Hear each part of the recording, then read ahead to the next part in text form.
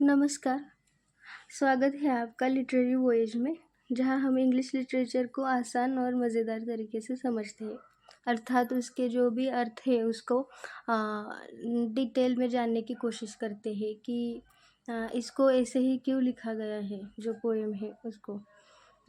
तो आज हम लेकर आए हैं रॉबर्ट ब्राउनिंग की रहस्यमय और खौफनाक कविता। और खौफनाक क्यों कहा गया है, तो वो जो लास्ट डचेस है, इस पोएम का नाम है माय लास्ट डचेस। वो है एक मृत डचेस, मतलब क्वीन है। ड्यूक माने किंग और डचेस मतलब क्वीन की तरह हम कह सकते हैं।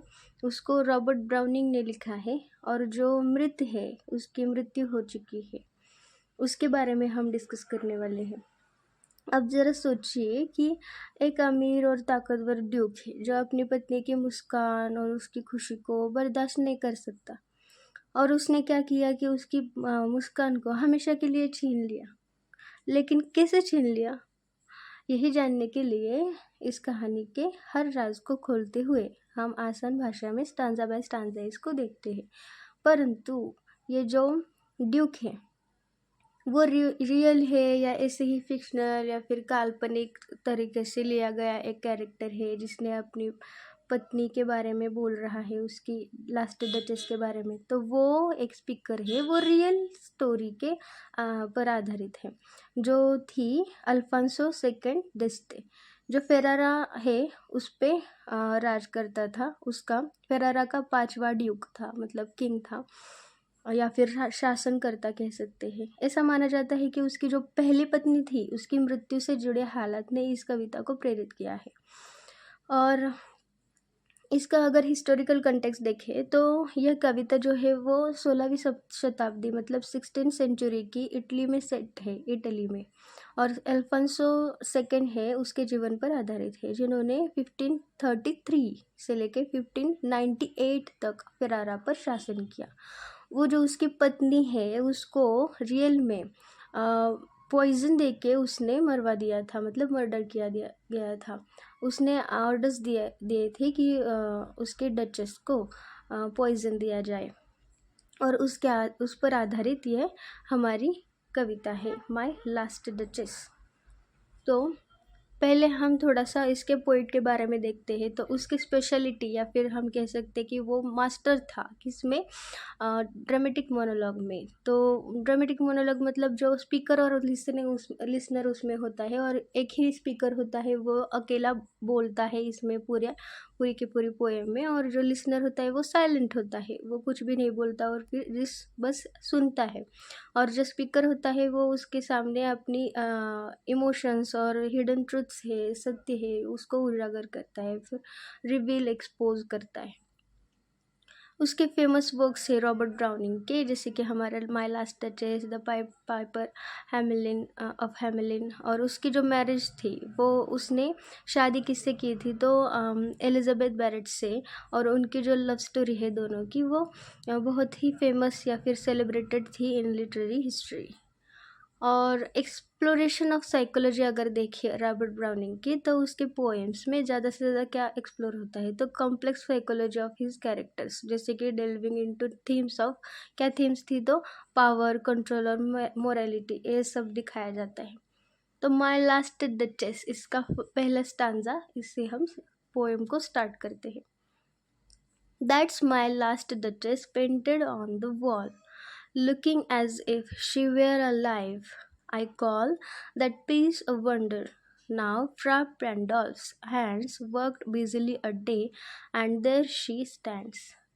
तो इसमें पोएट क्या कहना चाहता है, मतलब जो नैरेटर है ना, हमारा ड्यूक है, वो क्या कहना चाहता है। तो इस स्टांजा में कहता है, ड्यूक दीवार पर लगी अपनी पत्नी की पेंटिंग दिखाता है। किसको दिखाता है, तो एक एमिसरी आया हुआ है, एमिसरी दूसरे राज्य से आया हुआ है, और वो उस राज्य की प्रिंसेस की का रिश्ता इस ड्यूक के लिए लाया है। इसकी पत्नी का देहांत हो गया है, तो इसके लिए दूसरा शादी का रिश्ता लाया है, और उसी की बातचीत करने के लिए वह यहाँ पे ड्यूक से बोल रहा है। तो तभी वह उसको अपना महल दिखाने ले जाता है, और दिखाने के लिए ले जाने के बाद उसको वो लास्ट डचेस की एक पेंटिंग है दीवार पे टंगी हुई, तो उसको दिखाता है, और उसको दिखाते हुए ये सारी पोएम जो है वो लिखी गई है। वो पूरी पोएम में नरेट करता है, बोलता है।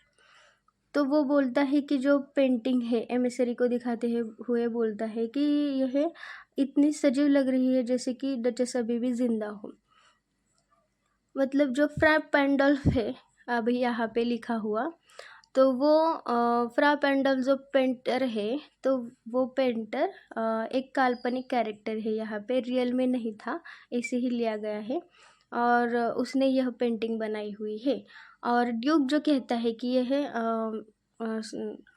लाइव दिख रही है, लाइव दिख रही है ना, जिंदा दिख रही है, परंतु कैसे है कि पेंटिंग में है। पेंटिंग में मतलब उसके कंट्रोल में है, ऐसे दिखाना चाहता है। वो खुश तो है परंतु उसके कंट्रोल में है, वो अपनी मर्जी से कुछ भी नहीं कर सकती। यह अपना कंट्रोल, नियंत्रण जो है डचेस के प्रति, उसका जो खुश रहना, मुस्कुराना, वो उसको बर्दाश्त नहीं होता था। तो वो उसके मर्जी से कैसे मुस्कुरा सकती है, वो पेंटिंग द्वारा दिखाता है। अभी स्टांजा सेकेंड देखती है। Will please you sit and look at her.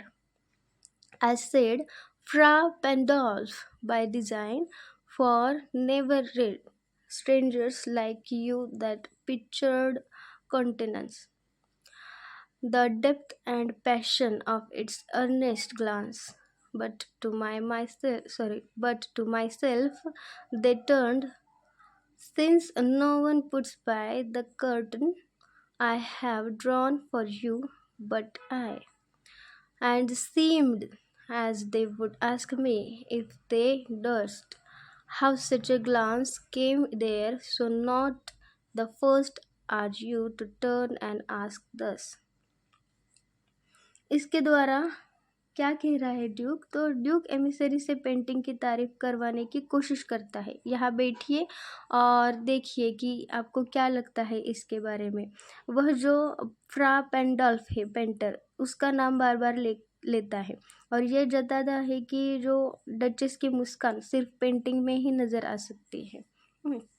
मतलब जो है ड्यूक की जलन थी कि डचेस हर किसी से आसानी से, खुशी से, सम्मान से मिलती थी। उसको ऐसा नहीं था कि कोई छोटा है या कोई बड़ा है, किसी ने ज़्यादा अच्छी बात की है या फिर किसी ने थोड़ी सी ही एक छोटा सा तोहफा लाया है, तो वो किसी से भी खुश हो जाती थी, और यह ड्यूक के जलन का कारण था। ड्यूक है वह पेंटिंग में डचेस को कैद करके ये दिखाना चाहता है कि अब वो मुस्कान सिर्फ उसकी मर्जी से ज़िंदा है।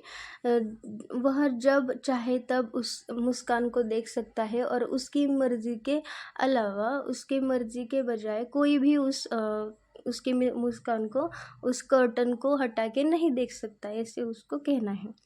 अभी थर्ड स्टांजा है। Sir, it was not her husband's presence only, मतलब केवल उसके हस्बैंड के ही प्रेजेंट में, मतलब जो ड्यूक है उसके ही प्रेजेंस में नहीं है ये जो उसकी मुस्कान है। Called that spot of Joy into the duchess चिक।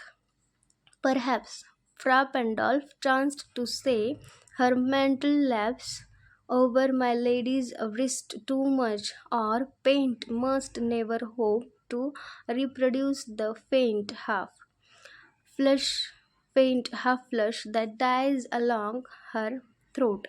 Such stuff was courtesy, she thought, and cause enough for calling up that spot of joy.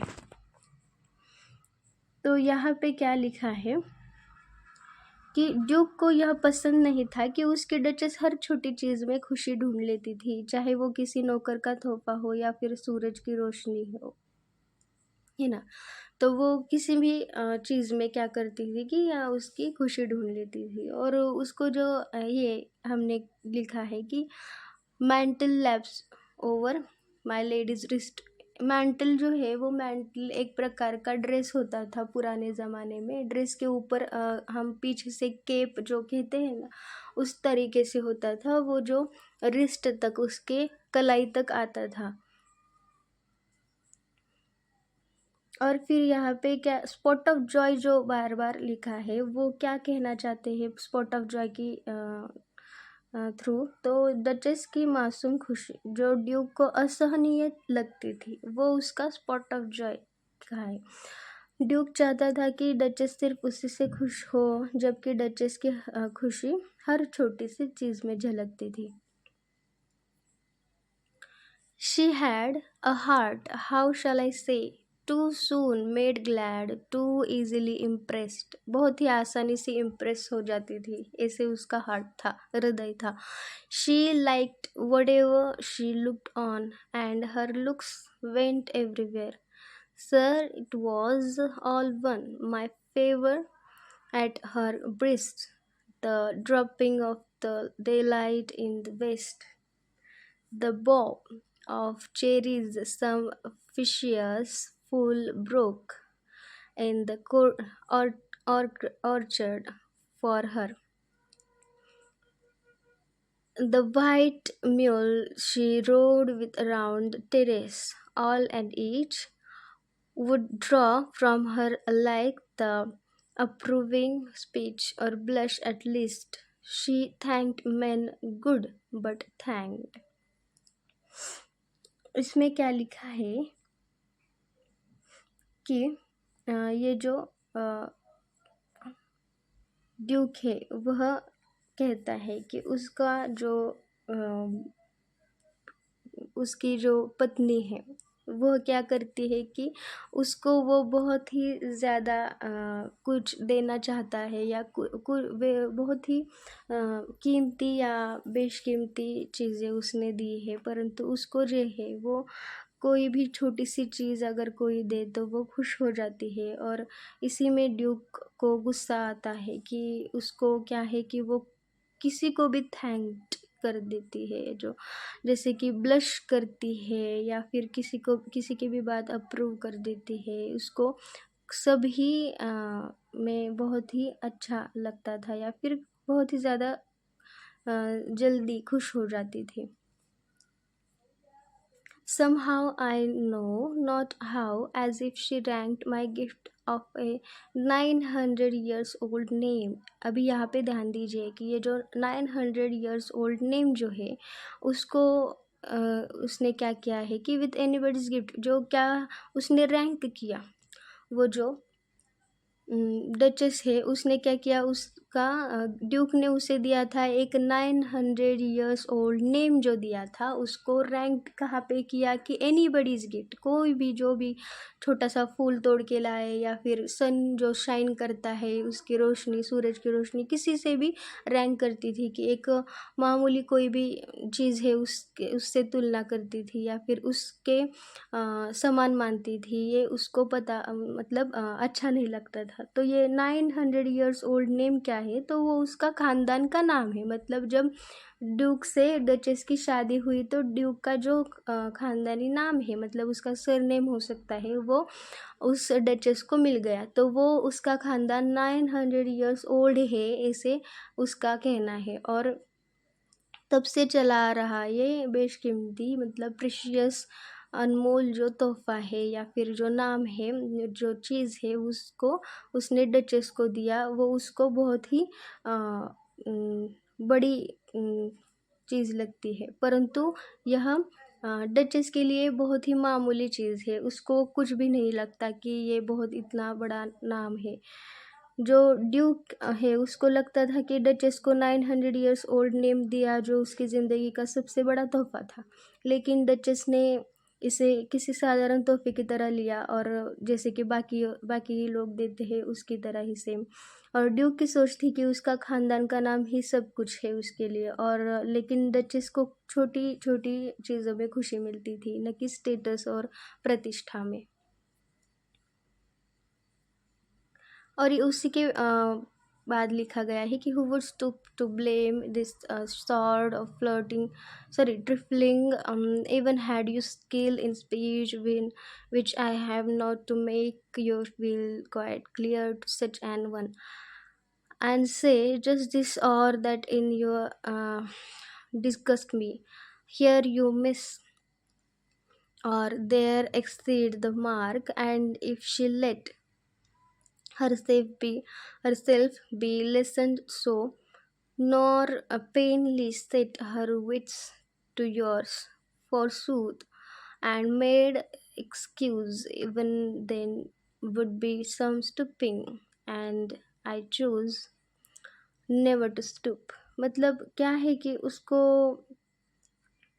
जो ये उसकी बातें हैं वो डिस्गस्ट करती थी, क्योंकि उसको पसंद नहीं था कि ये सभी को खुशी से मिले या फिर उसकी कीमत ना करे, उसको भी सेम स्माइल या ब्लश दे, उसको पसंद नहीं था।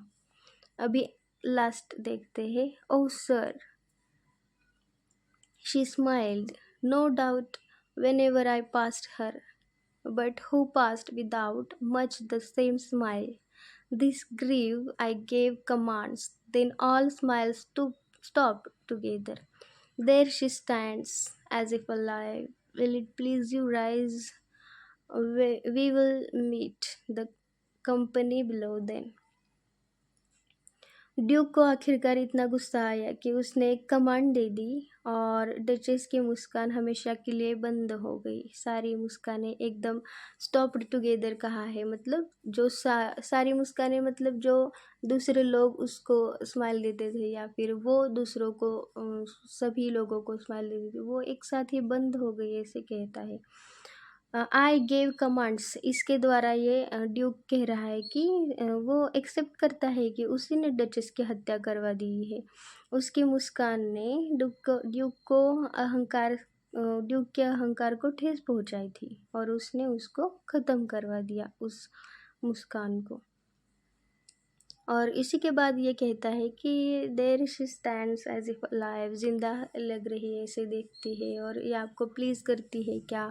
और हम अभी नीचे मिलते हैं, इसके बाद ऐसे कहता है। फिर एक बार वो क्या रिपीट करता है, I repeat the count your masters known munificence is ample warrant that no just pretense of mine for dowry will be disallowed, though his fair daughter's self, as I averred at starting, is my object. Nay, we will go together down, sir. Notice Neptune, though taming a seahorse, a thought a rarity, which claws of Innsbruck cast in bronze for me. अभी ये क्या करता है कि last में जाते जाते अब ड्यूक एमिसरी से अगले विवाह की बात कर रहा है, जो उसके लिए रिश्ता लाया गया है। वह सिर्फ दहेज और स्टेटस की परवाह करता है और प्यार और भावना की नहीं। और जाते जाते वो क्या करता है, तो अब हम नीचे मिलेंगे ऐसे कहते हैं। और फिर जाते जाते रास्ते में जो हमारी पेंटिंग टंगी थी है ना हमारी डचेस की, तो वो पेंटिंग दिखाने के बाद वो कर्टन्स ऑफ करता है और फिर पास में रखी हुई नेपच्यून की और सी हॉर्स की, जो नेपच्यून की मूर्ति है, स्टैचू है, उसको दिखाता है। जो सी हॉर्स है और नेपच्यून है, वो इसमें क्यों दिखाया गया, उसने जाते जाते क्यों दिखाया, तो उसको नेपच्यून टेमिंग अ सी हॉर्स, ये जो है इसके बारे में क्यों लिखा गया। तो ड्यूक की इच्छा है कि वह अपनी अगली पत्नी को भी इसी तरह पूरा कंट्रोल में रखना चाहता है। अभी ये नेपच्यून और सी हॉर्स क्या है, तो नेपच्यून जो है वो एक रोमन गॉड था, तो जिसने पूरे की पूरे सी को, समुद्र को वश में कर रखा था। और जो एक वाइल्ड क्रिएचर जैसे कोई होता है, तो उसको एक सी हॉर्स की तरह उसने अपने कंट्रोल में रखा था। तो उसकी ताकत को वह अपनी ताकत बताते हुए उसको भी इसे ही अपनी सारी वाइव्स को कंट्रोल में रखना है वो यह दर्शाता है। अभी thanks for watching this video, but before ending this video I want to say that कहानी का रहस्य क्या है। तो ड्यूक ने अपनी पिछली डचेस को सिर्फ इसलिए मरवा दिया क्योंकि वह मासूम थी और हर किसी से खुशी से पेश आती थी। उसने उसे एक पेंटिंग में कैद कर दिया ताकि वो मुस्कान जो है हमेशा के लिए उसकी मर्जी से कंट्रोल में रहे। अब आप क्या सोचते हैं इस पर? क्या डचेस ने कोई गलती की थी? मतलब ज़्यादातर लोगों को अगर पहली बार पोएम पढ़े तो उनको लगता है कि डचेस ही थोड़ी बुरी थी। ऐसे लगता है कि वह सभी को मतलब उसका कैरेक्टर ख़राब है। ऐसे लग सकता है कि वही सभी को टेंशन देती है और सभी के लिए सेम फीलिंग उसके मन में है, या फिर सभी को देख के स्माइल करती है, परंतु ऐसे नहीं है। तो ये क्या है, तो एक पागलपन दिखाया गया है जो ड्यूक का है, जिसको सभी को कंट्रोल में रखने की इच्छा है उसके मन में। तो ड्यूक का कौन से वाला जो पहलू है या पार्ट है उसका, तो वो जो आपको सबसे डरावना लगता है, और कमेंट्स में अपने विचार ज़रूर साझा करें। अभी आपको माय लास्ट डचेस की ये रहस्यमय कहानी अगर पसंद आई हो तो वीडियो को लाइक करें, शेयर करें, और लिटरेरी वॉयज जो है उसको सब्सक्राइब करना न भूलें। अगले वीडियो में मिलते हैं एक और दिलचस्प कविता के साथ। अगर आपको यह कविता पसंद आई हो तो ज़रूर बताइए कमेंट्स में। Happy learning, bye for